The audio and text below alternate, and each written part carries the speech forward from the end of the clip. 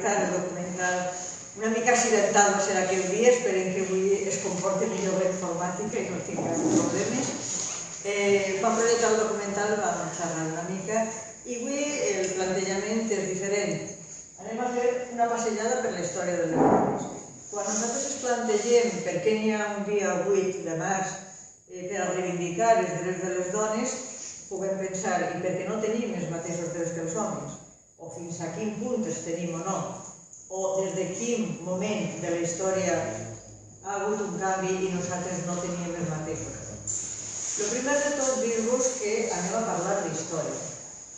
Normalment la història que heu estudiat en les escoles no ha sigut molt entretinguda, no sol agradar molt la història, perquè així n'hi ha unes paraules d'una escritora magnífica que jo vos recomano, qualsevol de les seues obres. L'escriptora es diu Jane Austen, va escriure Sentido y sensibilitat, Orgullo y prejuicio, Emma, pràcticament totes, després han fet unes pel·lícules magnífiques.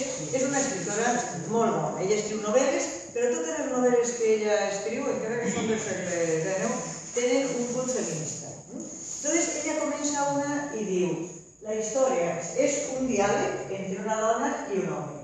I la dona diu: la història, la solemne història real no m'interessa gairebé gens. I a vostè, i ell diu: adore la història.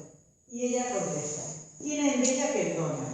Vas llegir alguna cosa d'història per obligació, però no trobo en ella res que no m'irrite o no m'avorrezca. Disputes entre papes i reis, guerres o pestes en cada pàgina, homes que no valen gran cosa, i gairebé res de dones. És un fastidi. I és de veres. La història que nosaltres hem estudiat ha sigut una història protagonitzada pels homes. I no per tots els homes, normalment pels reis, pels papes, pels homes en poder. Les dones com si no haguérem existit. Les dones no han fet res al llarg de tota la història. ¿De on ve que les dones no fem res? Pues des de la mierda. Al principi fou la curiositat. La dona és curiosa per naturalesa. La dona està inclinada al pecat. La dona és un perill per a la societat. Per tant, a les dones les hem de vigilar i les hem de controlar. Per què? Perquè segons la Bíblia, que no està escrita per una dona, està clar, quan es planteja el problema a Eva, és la serp la que fa la tentació a Eva. Per què? Perquè Eva és més feble que Adán i a més és curiosa, perquè les dones són totes curioses. És curiós. Els homes també són curiosos, però la curiositat en els homes és positiva, la curiositat en les dones és negativa. I a més estem inclinades al pecat. Eva sabia que no tenia que mossegar la poma, però com per naturalesa a les dones ens agrada desobeir, ella és la que va pecar i el pobre Adán, que era un infeliç, li va dir: menja, i ell va menjar. Per tant, nosaltres som un perill per a la societat, perquè els homes són dolents per culpa nostra. Nosaltres som les que inclinem els homes al pecat. Per tant, com són curioses, com són desobedients i inclinem els homes al pecat, cal controlar-los i cal vigilar-los. Qui ens ha de vigilar i controlar? Esclar que els homes. No sols està en la Bíblia esta, diria, model de dona. Si vosaltres heu llegit la història dels grecs, hi havia una història que és la història de Pandora. Pandora era una dona a la que se li prohibís obrir una caixa. Però com Pandora era curiosa, i com Pandora era desobedient, igual que Eva, va obrir la caixa. I què va passar? Pues que en la caixa estaven tancats tots els mals de la humanitat. A l'obrir la caixa, tots els mals van caure sobre la humanitat. Per tant, la culpa dels mals, segons els grecs, és d'una dona, Pandora, perquè era desobedient i era curiosa. Veieu com és exactament el mateix. Per tant, anem a controlar les dones. Per tant, les dones són les que carreguem en totes les culpes. I, per si la religió i els contes no eren prou, la filosofia també va, diríem, posar el seu granet de sorra en dir que les dones són dolents. Hi ha un gran filòsof, que és el que més ha influït en la història i en la cultura nostra, que es diu Aristòteles. Aristòteles diu que nosaltres, les dones, són defectuosos per naturalesa. Perquè el que era home diu que nosaltres procedim d'un semen defectuós. El semen, quan és bo, sempre produeix un home.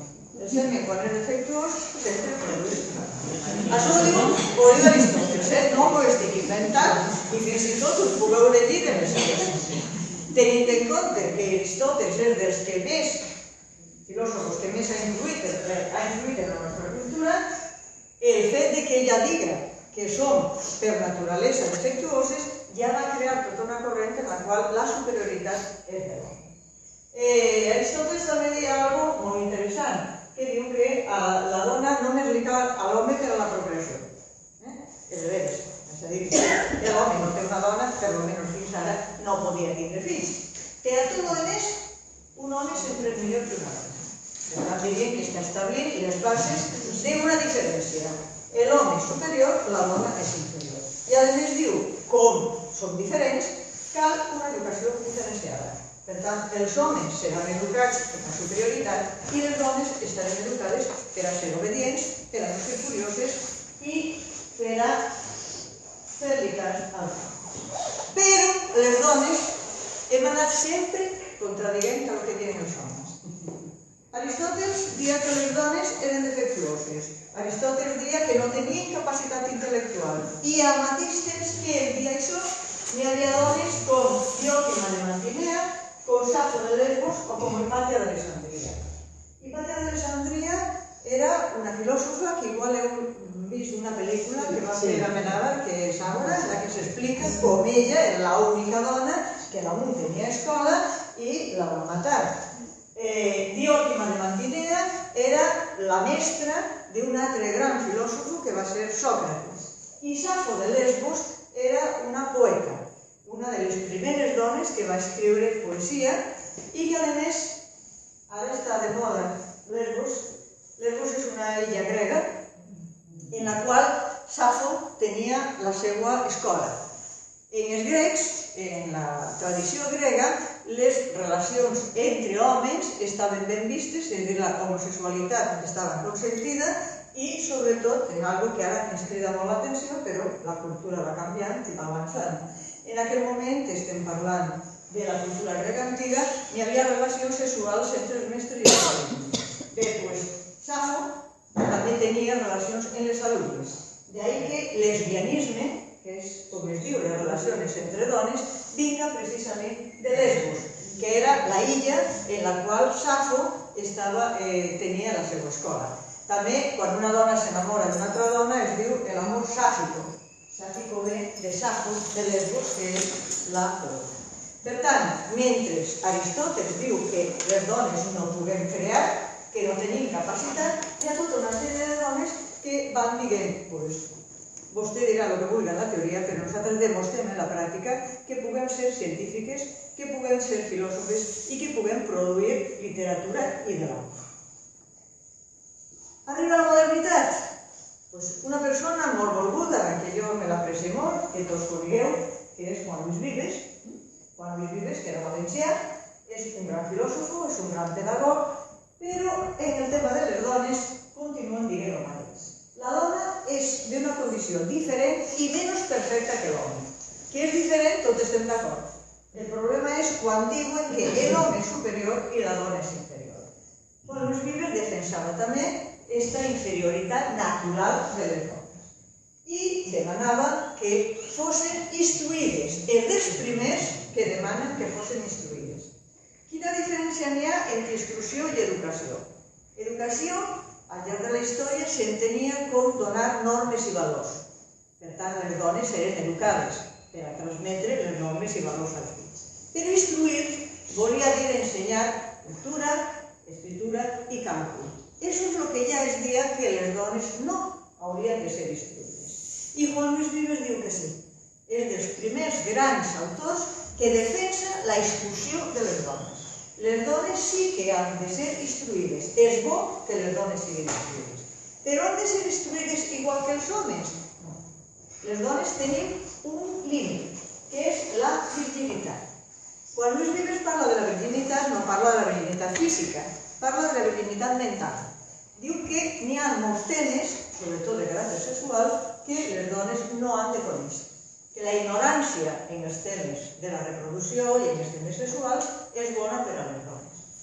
Si penseu, les nostres àvies, les nostres besàvies, hi havia moltes dones que es casaven i la nit de bodes descobrien en un gran susto per part d'elles el que era el cos masculí, perquè es considerava que no era propi d'una senyorita conèixer tot aquest tipus del cos masculí, de la reproducció, etc. És una idea de Luis Vives, que diu que les dones decentes i honestes n'hi ha tota una sèrie de coneixements que no han de tenir. Per tant, hem de ser instruïdes, sí, però a soles en el que no contradiga o no pose en perill la nostra virginitat. Les dones, per tant, no hem de llegir tot, s'ha de vigilar les nostres lectures, les han de vigilar els homes, i hem d'estar sempre, hem de saber fer tot el que té que veure a la casa. Estudiar, cuinar, llevar, tot això és propi de les dones, el que seria la formació domèstica. Per tant, les dones han de tindre una instrucció limitada i una preparació en les tasques domèstiques. L'ideal és que siguin dones piadoses, belles i austeres. Continuem bastantes segles, però no anem avançant. Lope de Vega, que era un gran escritor, heu sentit parlar, Lope de Vega era un gran poeta i era un gran dramaturg. Lope de Vega estava també en contra de que les dones pogueren accedir a una cultura ampla. I ell va escriure uns versos que són molt clars. Diu: Más quiero boba Diana, con aquel simple sentido, que bachillera Teodora. Pues un filósofo dijo que las mujeres casadas eran el mayor castigo cuando soberbias de ingenio gobernaban a sus maridos. Lo que ha de saber es solo parir y criar a sus hijos. Es decir, que a Lope de Vega, que es un genio, a les dones li sobrava arribar a una educació superior. Si vosaltres agafeu el diccionari de la Real Acadèmia Espanyola de la Llengua, veureu que n'hi ha una gran diferència entre la paraula batxiller i la paraula batxillera. La paraula batxiller fa referència a un home que té els estudis de batxillerat. Per tant, és una qualitat positiva, és un títol. Quan a una dona se li diu que és batxillera, no s'està dient que tinga el títol de batxiller, sinó que és una dona presuntuosa, una dona pedante i una dona que presumís de saber. És a dir, que en castellà no és el mateix la paraula batxiller que la paraula batxillera. La paraula batxillera té una connotació negativa, en la qual que a una dona se la qualifique de batxillera és negatiu. Per tant, les dones no estudiaven el batxillerat, les dones no anaven a la universitat, i no anaven i es considerava que era, a més, positiu que no estudiaven. Con los ojos en las manos y ocupadas en labores tendrán costumbres mejores. És a dir, sempre és el mateix. Les dones una instrucció limitada i, sobretot, aprendre el que serien les tasques de casa. Així i tot, l'altra part. Sempre ha hagut dones que han sigut transgressores i que han fet allò que els homes diuen que no tenien que fer. Per exemple, pintores. Aquesta dona, Sofonis Vanisola, que és pintora, va vindre contratada per Felip II per a pintar l'Escorial. És la primera dona que coneguem que tenia un contracte d'un rei per a vindre a pintar. És a dir, era una pintora magnífica. Aquest és un quadre d'ella, en el qual vos diu que és un Claudio Coelho, que era el pintor real, i tot el món diu, sí, doncs no, és d'una dona. Artemisa Gentileschi, una altra pintora, i fins i tot hi havia escultors. De Sant Miguel el va fer Luisa Roldana, que era escultora. Estem parlant del segle X, del segle XVI. És a dir, que ja en el segle XV, XVI, XVI ja n'hi havia dones que, malgrat que es dia que no podien fer, no podien ser creadores, elles eren creadores. Tenim dones que escrivien. Santa Teresa de Jesús, Sor Juana Inés de la Cruz, ese famós poema que dia «Hombres necios que acusáis a la mujer sin razón», perquè Sor Juana Inés dia que els homes privaven a les dones de la instrucció i després dia que tontes que sou, és que no pugueu pensar. I clar, no puguem pensar perquè no ens heu deixat pensar. Per tant, Sor Juana Inés de la Cruz, que era una monja, igual que Santa Teresa, són dones que es van atrevir a escriure i a escriure, a més, defensant a les dones. Verónica Franco és una poeta de Venècia, que també escrivia poesia, i diríem que són del segle XVI, veieu, segle XVI, segle XVII, és a dir, que en tots els segles sempre, si busquem, trobem dones que van dur la contrària al pensament dominant i que van anar fent una cultura pròpia. Arribem al segle XVIII, que és el segle, diem, de les llums, llevat de les dones, que nosaltres continuem altra vegada el mateix. Després d'Aristòteles, tal vegada l'home que més mal ens ha fet és un gran pedagog, Rousseau. Rousseau, en el camp de la pedagogia, és una meravella. És el primer home que va qüestionar tota la pedagogia tradicional, que va dir que als xiquets se'ls ha de tractar com a xiquets, que els xiquets han d'aprendre fent, que han de jugar, que han de ser lliures. Tot això el va dir Rousseau i va trencar en tota la pedagogia. Però això que dia dels xiquets no el dia de les xiquetes. Entonces dia que l'home era la raó i les dones són el sentiment. Per tant, les dones tenim una manera de pensar més limitada i diferent que els homes. Per exemple, Rousseau dia, els xiquets menuts, el pensament que tenen, i per això són xiquets, és un pensament concret. Ells no poden entendre idees abstractes.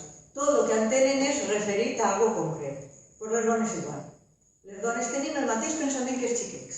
El pensament abstracte, el que permet fer filosofia, matemàtiques, etc., és un pensament dels homes. Les dones són com a xiquets. La nostra manera de pensar, sempre, encara que siguem adultes, la nostra manera de pensar no arriba mai a ser abstracta. Sempre tenim que fer coses de pensament concret. Per tant, l'educació dels homes ha de ser diferent de la de les dones. Els homes s'han d'educar per a ser lliures i manar, i les dones s'han d'educar per obeir. Quan parlem de la violència de gènere, hem de remuntar-nos a que portem molts segles en els quals s'ha dit que les dones estem fetes per a obeir als homes. I obeir als homes vol dir en tot. I fins i tot una persona tan progressista com era Rousseau dia que l'home mana i la dona obeeix. I per tant és propi de les dones l'obediència. I per tant és bo que les dones siguem obedients, fins i tot en allò que és contrari a nosaltres. El que diu l'home s'ha de fer, perquè és el que és el que mana.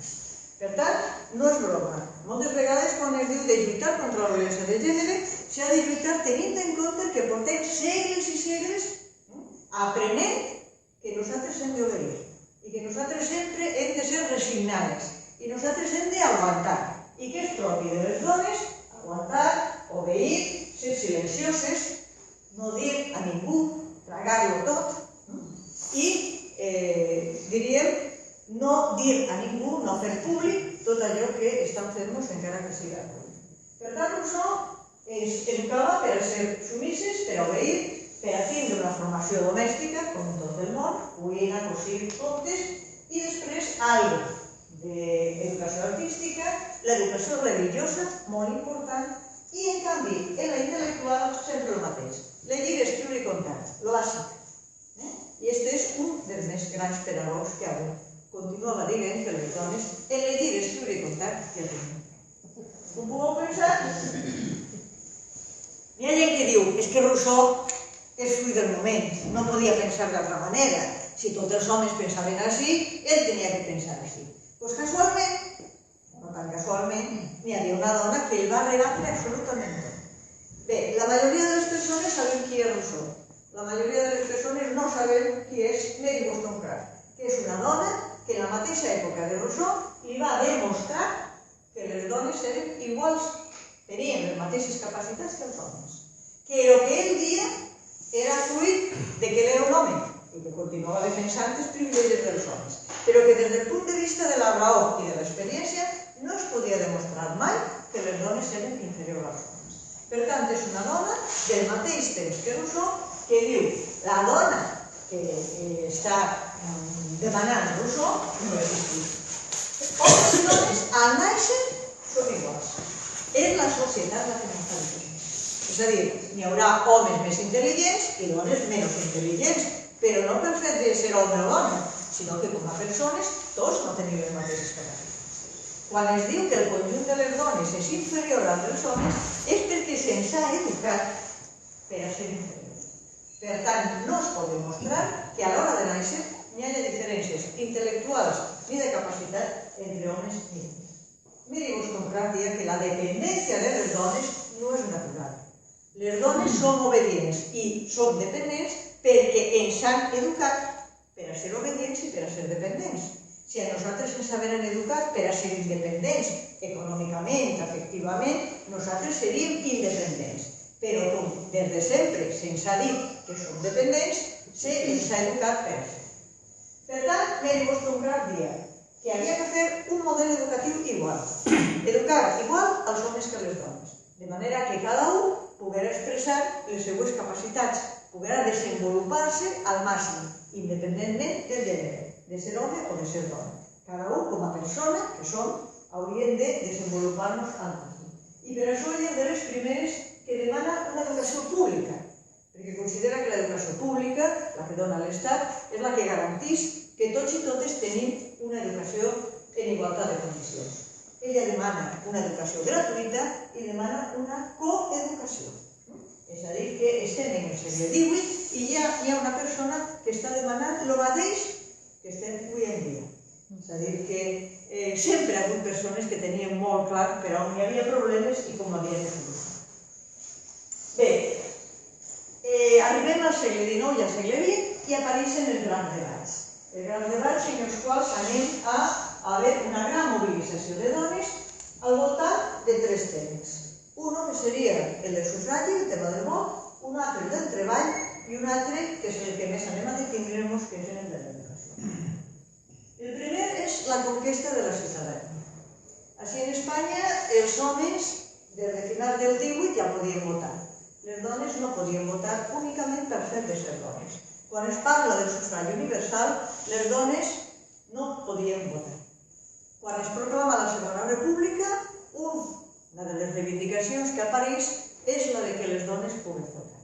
I ahí hi ha una discussió enorme entre diferents sectors. Un sector és partidari de que les dones voten. Aquest sector està encapçalat per Clara Campoamor.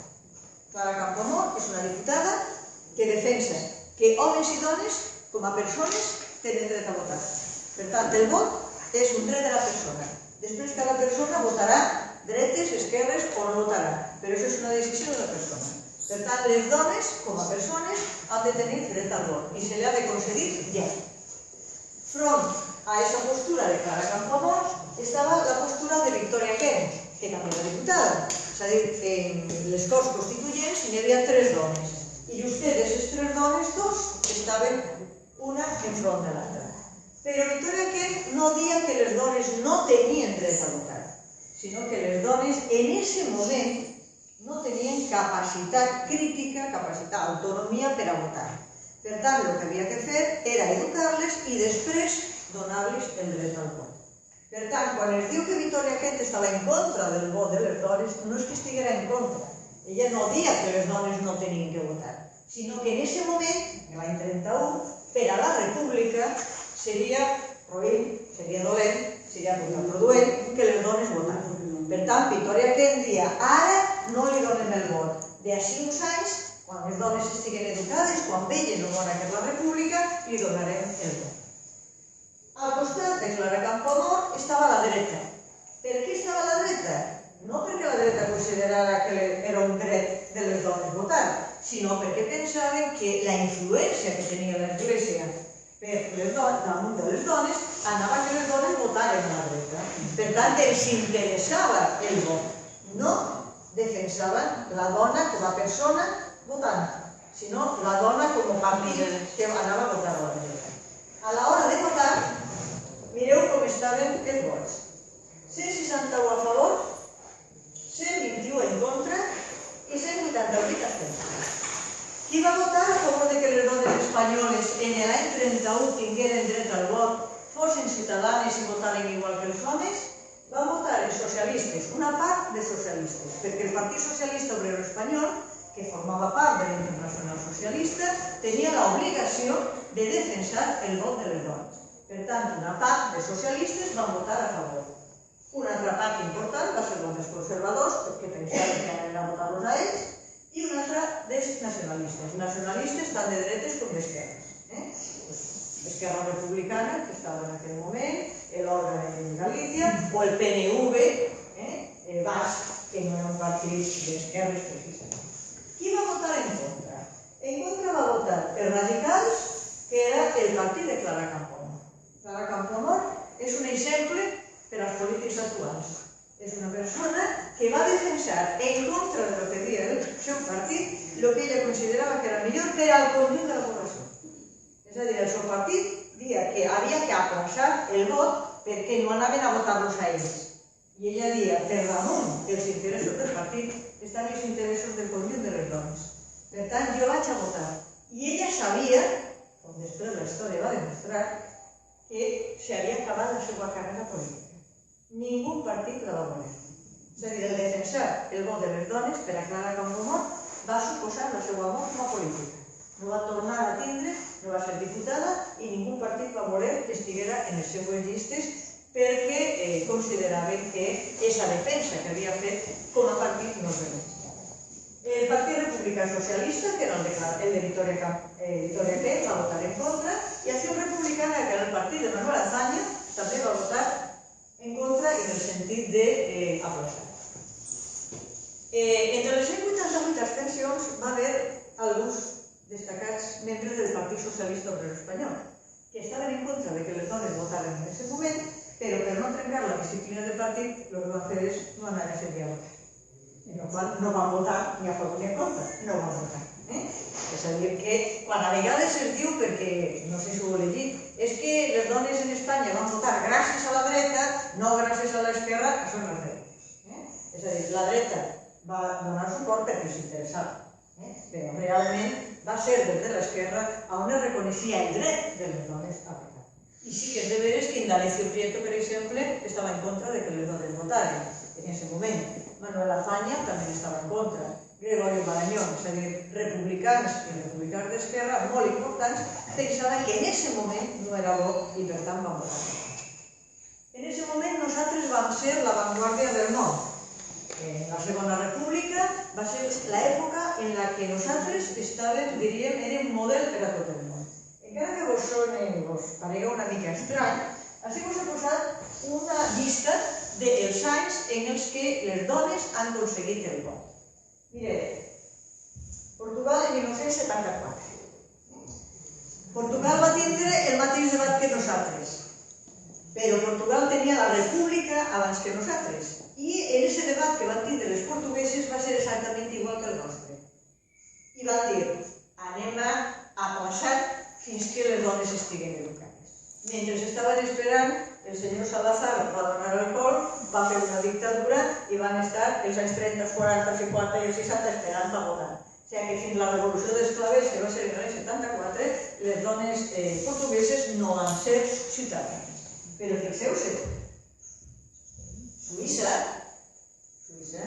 les dones no van votar fins a l'any 71. I, més cridaner encara, França, on es va fer la revolució francesa, que és la que va concedir la ciutadania, fins a l'any 45, quan va acabar la Segona Guerra Mundial, les dones franceses no votaven, i així estaven votant des de l'any 30. És molt curiós perquè quan diguem que en l'any 31 així va haver aquest debat, sembla que som un país atrasat. No, en aquest moment eren dels països, només aquests països estaven davant d'Espanya a l'hora de concedir el vot a les dones. I ja vol dir que és molt cridaner veure quins són els països que molts anys després m'han arribat en l'any 63. El conjunt dels Estats Units en l'any 65. Els Estats Units sabeu que són diferents estats. En cada estat s'aprovava en un moment determinat. L'estat de Wyoming, precisament, és el primer de tots, en l'any 1869. Però que tots els estats dels Estats Units, tots, tingueren el dret a vot les dones, no va ser fins a l'any 65. Per tant, veieu com ens ha costat moltíssim algo que als homes no li va costar tant, perquè a la Revolució Francesa ja van ser ciutadans. Nosaltres vam tardar molt en ser ciutadans. Un altre punt també molt important és el debat al voltant de l'accés al treball, tan important com que encara estem en ell. És a dir, que es va establir figures, la nació química de Sakuskaya, que les dos van fer la Revolució Soviètica, però s'ha posat com una mica un símbol d'aquelles dones que van lluitar per una jornada de 8 hores, perquè no hi haguera diferències salarials entre homes i dones, és a dir, que igual treball i igual salari, perquè hi haguera dies de festa, perquè hi haguera baixes de maternitat, perquè hi haguera tota una sèrie de drets que els homes no es preocupaven per lluitar. Per exemple, el dret de la lactància. Les mares tenien que donar-li el pit. Què feien els xiquets? Elles van regular tota una sèrie de drets per a que les dones pogueren tindre unes hores per a donar de mamar als xiquets. El dret de tindre igual salari, als homes no els preocupava, ells ja tenien el seu salari que era superior a les dones. Per tant, les que tenien que lluitar per la igualtat salarial eren elles. Clara Zetkin és una dona que m'agradaria que la recordareu, perquè ella fue la que va instaurar el 8 de març. El dia 8 de març, com a dia de commemoració dels drets de les dones treballadores, va ser una proposta de Clara Zetkin. Clara Zetkin és una de les revolucionàries russes, igual que Nadezhda Krúpskaya, que era la dona de Lenin. L'accés al treball ens ha costat molt i encara avui en dia, i ara parlem una mica, veureu com la cosa no està tan clara. Les dones han de tindre accés a totes les professions? Doncs durant molts anys es va dir que no. Igual que n'hi ha professions que només són d'homes, n'hi ha altres professions que només són de dones. Per exemple, jo dono classes en magisteri i dono classes en l'especialitat d'educació infantil. I encara avui en dia jo normalment tinc uns 50 alumnes, dels quals 45, 46, 47 són dones. 2, 3, l'any que més n'hi ha són 4 xics. Per què? No hi ha ninguna llei que prohibisca als xics estudiar educació infantil. Però la costum per la qual fins i tot va estar prohibit que els xics treballaren com a mestres de pàndols, les mestres pandolistes sempre eren dones. Estaven els homes escolars. Però, per exemple, les dones, si ara aneu ara a FP d'automoció, no trobareu ni una. Per què? No hi ha ninguna llei que prohibisca que les dones estudien automoció. Però sempre els treballs relacionats amb la mecànica, amb els automòbils, etc., són masculins. Per tant, és la tradició que durant molts anys ha exclòs a les dones d'unes determinades professions, ha continuat fent que n'hi hagi professions més masculines i professions més femenines. Així en Espanya, durant el franquisme, per exemple, estava prohibit algo que ara està normal, com que una dona exercirà com a jutge. Podia ser advocada, però no podia ser jutge. No podia estar president del tribunal. Estava prohibit per la llei. Durant el franquisme també estava prohibit que les dones tingueren la carrera diplomàtica. No podien ser ambaixadores, únicament exclusivament pel fet de ser dones. És a dir, que hi ha professions, les professions relacionades amb la informàtica, les telecomunicacions, etc., sempre, les enginyeries, sempre han estat destinades als homes. I les dones ens ha costat moltíssim anar poquet a poquet incorporant-nos a aquest àmbit. Fins i tot l'arquitectura, que avui en dia n'hi ha moltes dones estudiant arquitectura, va ser una de les professions que històricament les dones estaven estudiant. Per tant, professions masculines i professions femenines. Sous diferents, però les mateixes professions, per als mateixos treballs. Formació professional exclusivament femenina en algunes branques. Durant molts anys es mantenia, i algunes de vosaltres igual no puc explicar millor que ho sé jo, el tema de la dote, el dot. Quan una dona que treballava en una fàbrica, per a que es casara, quan es casava se li donava el dot, que és una manera de dir el despido. És a dir, que se n'anava i li pagaven el dot com una manera de compensar que anava ja a deixar aquest lloc de treball. Als homes no li donaven el dot quan es casaven. És a dir, el dot era una manera de dir a la dona que a partir d'aquest moment estava casada i el seu lloc era en casa. I per tant no tenia que seguir mantenint el contracte laboral. A poc a poc les dones van afiliar-se als sindicats, van tindre unes posicions molt reivindicatives. Són molt poques les dones que coneguem, encara que sí que van participar molt en les lluites obreres, però els mateixos homes sindicalistes, que haurien de ser les que haurien de donar aire, moltes voltes ni els mateixos homes reconeixen la tasca que moltes dones van fer en els sindicats. I quan parla dels sindicats estic parlant de la UGT, de la CNT, de totes que són els sindicats històrics. Per exemple, Teresa Claramunt era una obrera del tèxtil de Barcelona, catalana, era una artista, i és una de les dones que més va estar en l'avantguarda i més drets va conquistar per a les dones. Bé, i l'educació? Ja hem vist que els grans pensadors diuen que haurien de tindre una educació diferenciada i una educació limitada. Què passava així en Espanya?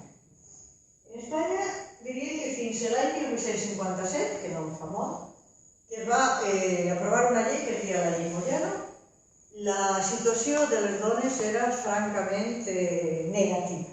A partir d'aquest any es va obligar a que en els pobles es creara una escola. Quan hi havia més de 500 habitants s'havia de crear una escola de xiquets i una escola de xiquetes. Però no era l'Estat els que les creava, sinó que era l'Ajuntament. És a dir, l'Estat dia en cada poble de més de 500 habitants s'ha d'haver una escola de xiquets i una escola de xiquetes. Però l'escola l'ha de construir l'Ajuntament. El mobiliari el paga l'Ajuntament. El manteniment de l'escola el fa l'Ajuntament i al mestre li paga l'Ajuntament. En el qual n'hi havia, està documentat, ajuntaments que en 2 anys no li pagaven al mestre. I molts a la mestra. És a dir, que és una manera de dir que tenim educació, però realment l'Estat no es fa càrrec de l'educació. Si us doneu compte, encara de la llei Moyano 1857 n'hi ha responsabilitat dels ajuntaments. Els ajuntaments avui en dia, quan vols construir una escola, el sòl, el terreny, l'ha de donar l'Ajuntament. El manteniment continua en mans de l'Ajuntament i no és una tonteria. Sobretot si t'ha tocat una escola d'estes supermodernes que són totes de vidre i te gastes més en netejar tot el vidre que en el manteniment normal. És a dir que ja des d'aquest moment, una altra cosa que també a vosaltres us sonarà, lo de pagar-li la vivenda al mestre. Els mestres estaven obligats a viure en el poble i tenien la seva casa per la qual no pagaven. Que en un primer moment era també l'Ajuntament el que pagava tot. I què estudiaven els xiquets i les xiquetes? Doncs com estaven en edificis separats, estudiaven també matèries separades. Els xiquets estudiaven llegir, escriure i comptar. Les xiquetes estudiaven resar, cosir i llegir. Les xiquetes anaven a costura. Els xiquets no anaven a costura. Moltes vegades li pregunten a una dona major, no sé a l'escola, anava a costura. No, però a l'escola. És el mateix. Perquè en l'escola les xiquetes feien costura. Mai un home dirà que anava a costura. Els homes anaven a escola. Els xiquets anaven a escola, les xiquetes anaven a costura. Això ja ens diu exactament que no era el mateix. Què passa? Que per això, com ara veurem, l'analfabetisme en les dones era molt major que en els xiquets. Per què? Perquè encara que ells anaven a l'escola, els ells que estaven en l'escola no el dedicaven al mateix que el dedicaven els xiquets. Per tant, els xiquets sí que aprenien a llegir, a escriure i a comptar, i les xiquetes aprenien sobretot a cosir i a resar, que és una que totes sabeu que es fa al mateix temps. És a dir, tu no pots estar aprenent matemàtiques i fent altra cosa, però tu pots estar cosint i resant el rosari al mateix temps. Per tant, tu pots estar aprenent el catecisme perquè estan... Allò se'n recordeu que no s'aprenia el catecisme. Eres cristiano? Soy cristiano por la gracia de Dios. Tot el món al mateix temps i tu al mateix temps podies estar cosint. Per tant, l'escola de les xiquetes són que tenen la capacitat de deberes. Les dones de menudes estan necessitant 2 coses al mateix temps. Són capaces d'estar cosint i resant. Els homes estan ja més centrats en una. Quan comença l'escolarització en aquest país, 1857, fixeu-se dic quan comença l'obligatorietat. Fins a aquest moment no era obligatòria en una escola, però és que quan comença l'obligatorietat són 3 anys, de 6 a 9. 3 anys és obligat a anar a l'escola, només. I a més, no és gratuïta, sinó que cada un paga segons les matèries que ha tingut. Només els pobres, que l'Ajuntament es declara pobres i han de portar un paper en que són pobres, són els que no paguen. La majoria paguen. Per tant, de 6 a 9 anys, només 3 anys, i damunt pagant, i damunt, sense ajudar en casa, la majoria dels xiquets tenien un absentisme escolar impressionant. Per tant, dirien que continuava i les xiquetes quedaven en casa ajudant a sa mare, que és molt bo. Fixeu-vos. Només 2 dates. 1900, començament del segle XX. En Espanya, el 55% dels homes no sabia llegir i escriure. El 71% de les dones no sabia llegir i escriure. És a dir, que quan comença el segle XX en aquest país, de cada 100 dones, 71 no sabien ni llegir ni escriure. Si nosaltres passem al 1920, 20 anys després, els homes ja han baixat el 50%, però les dones encara tenim un 57% de les dones que no saben llegir. Si se n'anem a l'any 1950, fa 2 dies, el 25% dels homes no saben llegir i escriure i encara un 31%. És a dir, de cada 100 dones, més 30 no saben llegir i escriure. I imagineu-vos el que significa això. És a dir, no estem parlant d'universitat, ni de batxiller, ni de primària, estem parlant de llegir i escriure en l'any 1950. I en l'any 1960, en plenos plans de desenvolupament, encara tenim un 28% de dones analfabetes. Quan nosaltres parlem de l'educació actual i dels problemes que hi ha de l'educació actual, hem de tenir en compte que venim d'una situació molt dolenta. Perquè en el 1960, més del 25% de les dones espanyoles encara no sabien llegir i escriure. I a més, això es veu, i nosaltres ho fem molt en la universitat, que les alumnes fan entrevistes per a veure com era l'escola, de les abueles, i moltes te diuen, és que la meva abuela diu que ella pràcticament no va anar a l'escola. La puc entrevistar i dic, és que és la realitat, és a dir, que hi havia moltes dones que anaven molt poquet a escola o que vivien en un mas o que vivien en un poblet i que pràcticament no havien anat a l'escola. Per tant, l'índex de l'alfabetisme que tenim en aquest país anem arrossegant-lo de moltíssims anys enrere.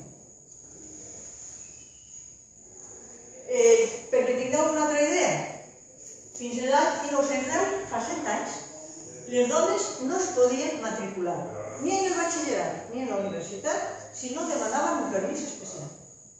Els homes, des que es va crear la universitat, la de València té més de 500 anys, es matriculaven, pagaven i es matriculaven si tenien.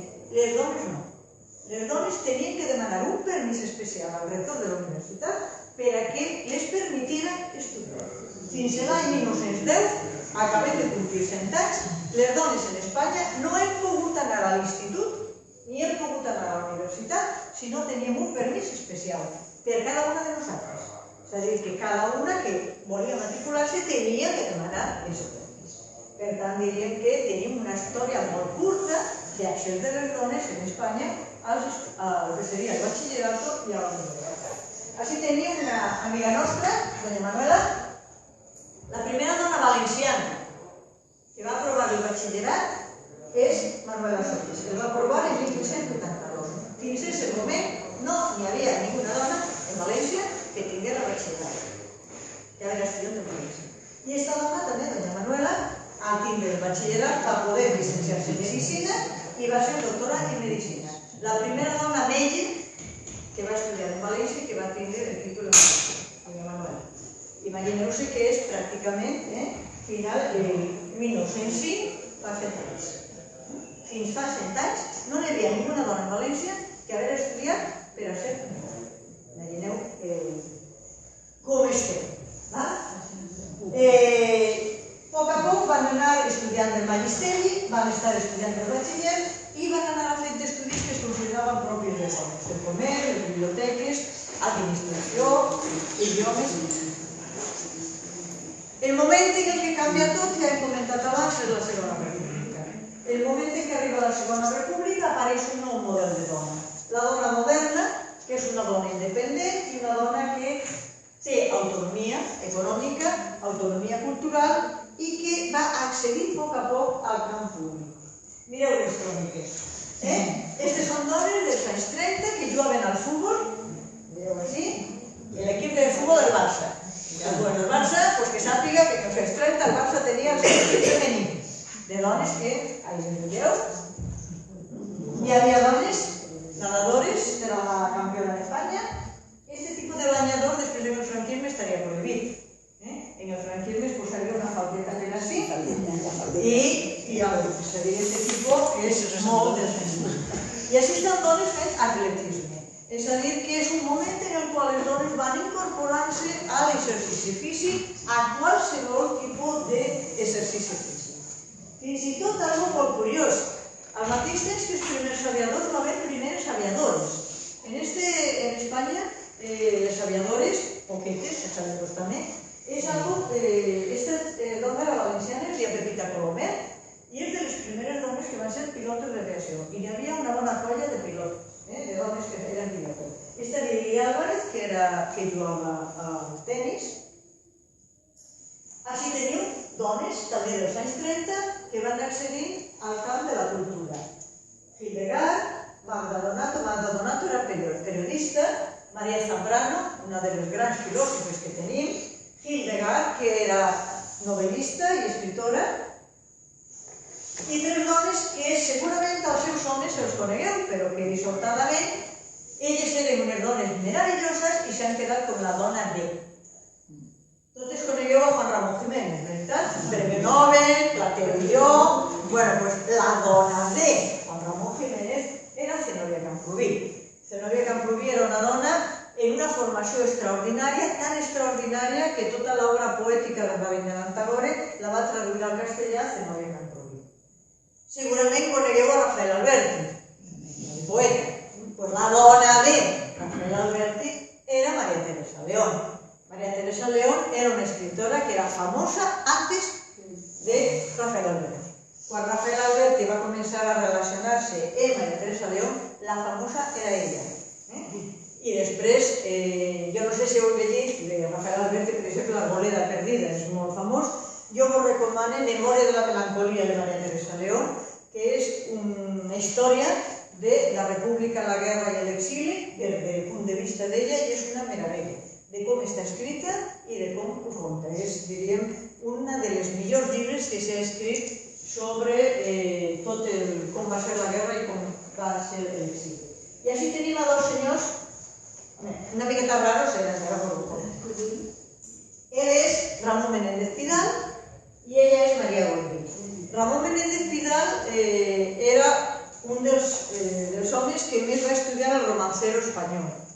És a dir, que va rescatar, anava pels pobles, rescatant els romances que la gent del poble continuava mantenint de la memòria, que no estaven escrits, i ell i Maria, que era la seva dona i l'acompanyava, eren els que transcrivien els romances i després Maria era la que els catalogava i els classificava.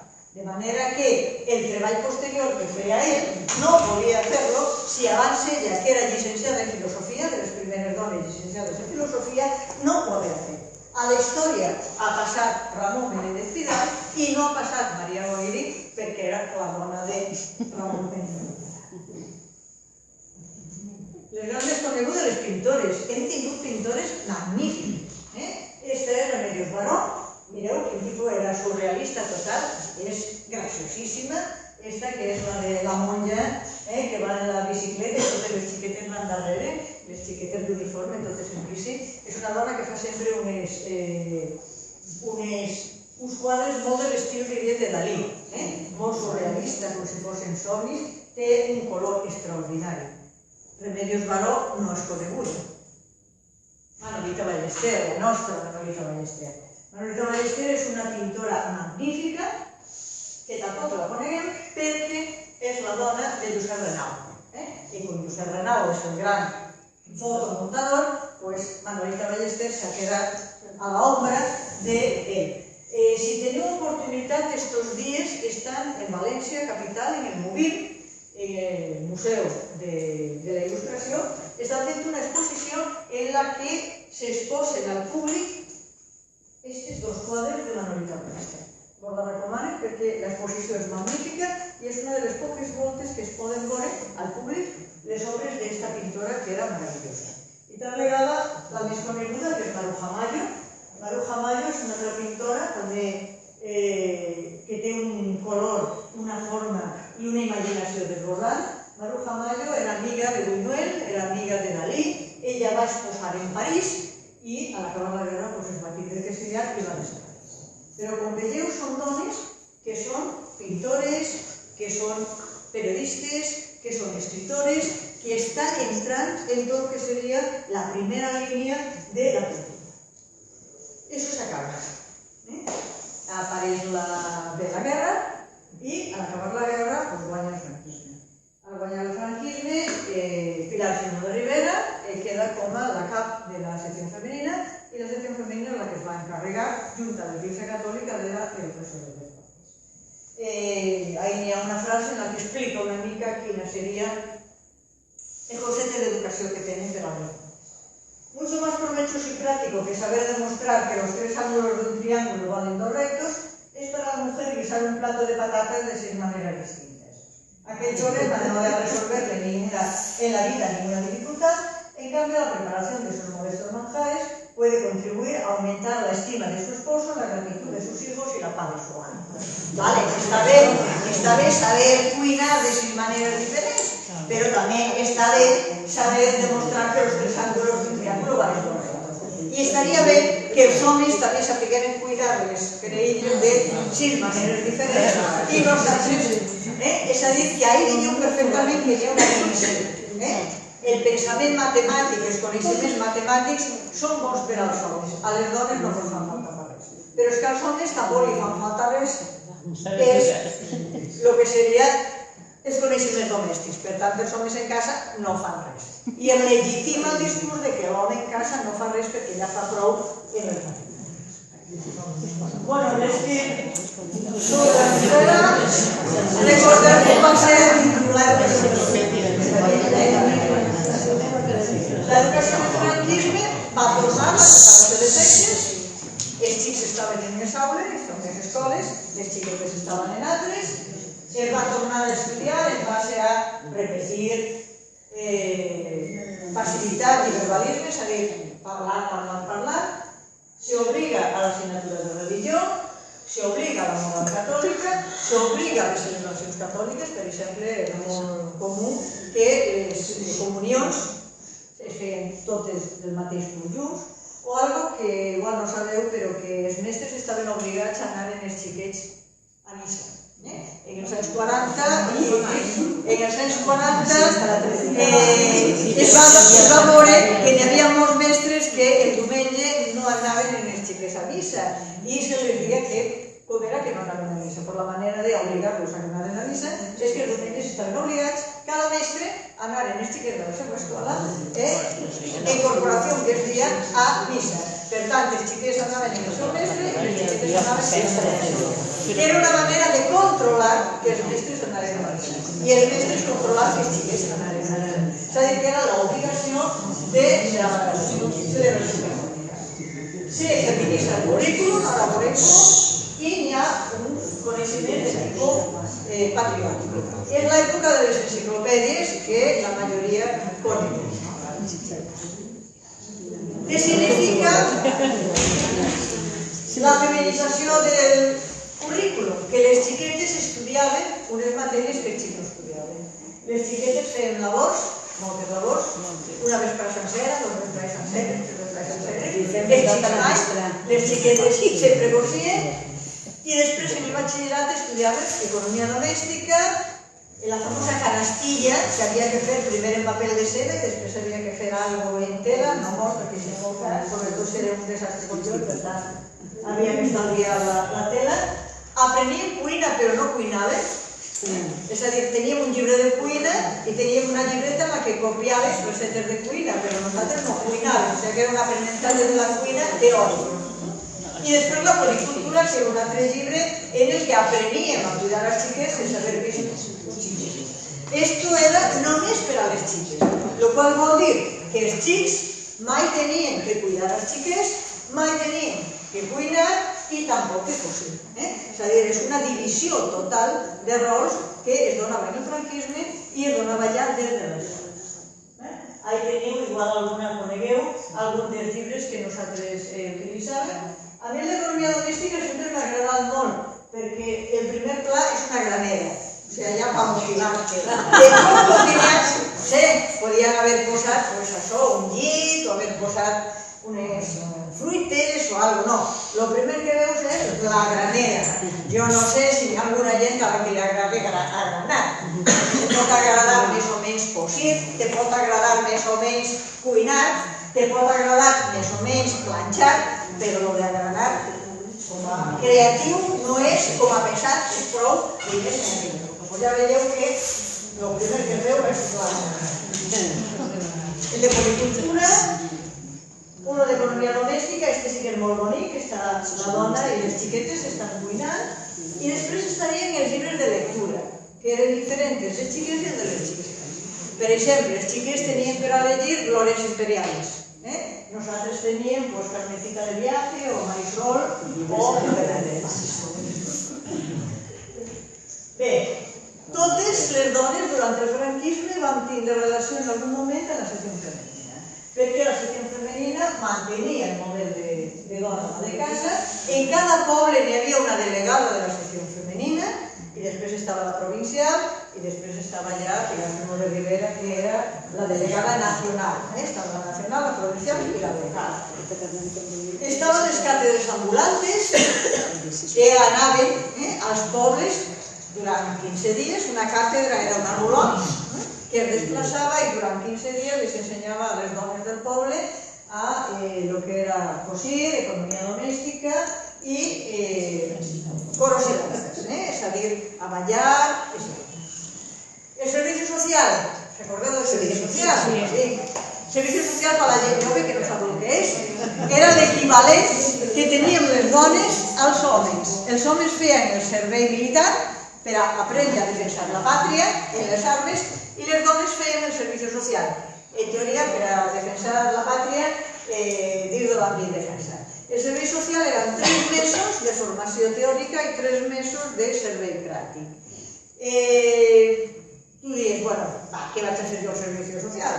Si no feies el servicio social i te donaven el cartelet, no podies traure't el carnet de conduir, no podies treure el passaport i no podies treballar en l'administració.